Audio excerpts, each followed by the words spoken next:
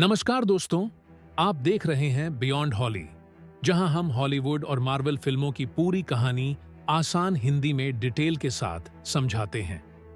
आज की वीडियो में हम मार्वल सिनेमैटिक यूनिवर्स की सबसे अहम और emotional film Captain America Civil War की पूरी कहानी समझेंगे, क्योंकि यही फिल्म अवेंजर्स को तोड़ती भी है और आगे आने वाली बड़ी तबाही की नींव भी रखती है। कहानी की शुरुआत होती है एक मिशन से, जहां captain America, black window, falcon और स्कारलेट विच अफ्रीका में एक खतरनाक आतंकवादी ब्रॉक रमलो को पकड़ने जाते हैं। मिशन सफल होता है, लेकिन लड़ाई के दौरान स्कारलेट विच से अनजाने में बड़ी गलती हो जाती है और एक इमारत तबाह हो जाती है, जिसमें कई निर्दोष लोग मारे जाते हैं। इस घटना के बाद पूरी दुनिया में सवाल उठने लगते हैं कि अगर सुपर हीरोज इतने ताकतवर हैं और बिना किसी कानून के काम करेंगे, तो उनकी गलती की जिम्मेदारी कौन लेगा। इसी सोच से सरकारें मिलकर एक कानून बनाती हैं, जिसे कहा जाता है सोकोविया अकॉर्ड्स, जिसके अनुसार अब अवेंजर्स तभी मिशन पर जा सकते हैं जब सरकार उन्हें इजाजत दे। टोनी स्टार्क इस कानून का समर्थन करता है, क्योंकि उसे लगता है कि अल्ट्रॉन की वजह से जो तबाही हुई, उसकी जिम्मेदारी उसी की है और वह अपने गिल्ट से बाहर नहीं आ पा रहा।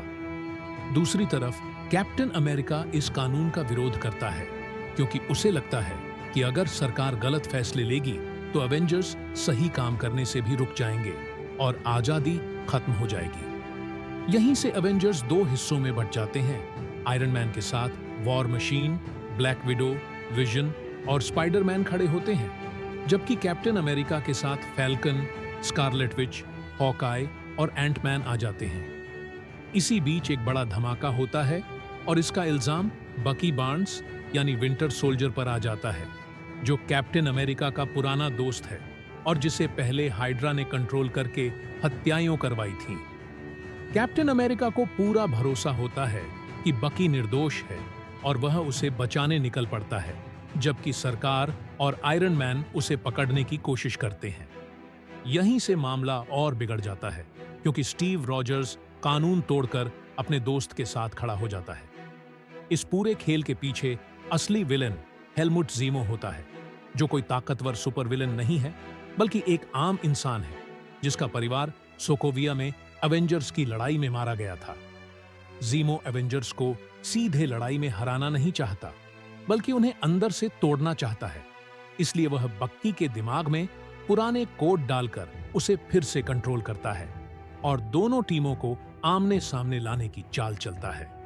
कहानी अपने सबसे बड़े मोड़ पर तब पहुंचती है जब दोनों टीमों के बीच एयरपोर्ट पर जबरदस्त फाइट होती है, जहां दोस्त दोस्त के खिलाफ खड़े हो जाते हैं और कोई भी पूरी तरह सही या गलत नहीं लगता। आखिर में कैप्टन अमेरिका और बकी भाग निकलते हैं, लेकिन एवेंजर्स पूरी तरह टूट जाते हैं।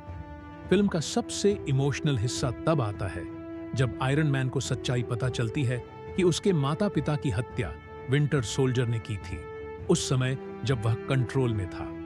गुस्से और दर्द में टोनी स्टार्क कैप्टन अमेरिका और बकी पर हमला कर देता है और तीनों के बीच एक बेहद निजी और भावनात्मक लड़ाई होती है। इस फाइट के बाद कैप्टन अमेरिका अपना शील्ड छोड़ देता है, यह दिखाने के लिए कि अब अवेंजर्स पहले जैसे नहीं रहे। अंत में कैप्टन अमेरिका छुपकर अपने साथियों को बचाने का वादा करता है, जबकि आयरन मैन अकेला रह जाता है। फिल्म का अंत यही दिखाता है कि सिविल वॉर ने एवेंजर्स को तोड़ दिया है और यही टूटन आगे चलकर दुनिया को एक बहुत बड़े खतरे के लिए कमजोर बना देगी। तो दोस्तों, यह थी कैप्टन अमेरिका सिविल वॉर की पूरी डिटेल्ड कहानी आसान हिंदी में। अगर आपको यह वीडियो पसंद आई हो तो लाइक करें, बियॉन्ड हॉली को सब्सक्राइब करें और कमेंट में बताइए अगली किस मार्वल मूवी का डीप एक्सप्लेनेशन आप देखना चाहते हैं। मिलते हैं अगली वीडियो में बियॉन्ड हॉली पर।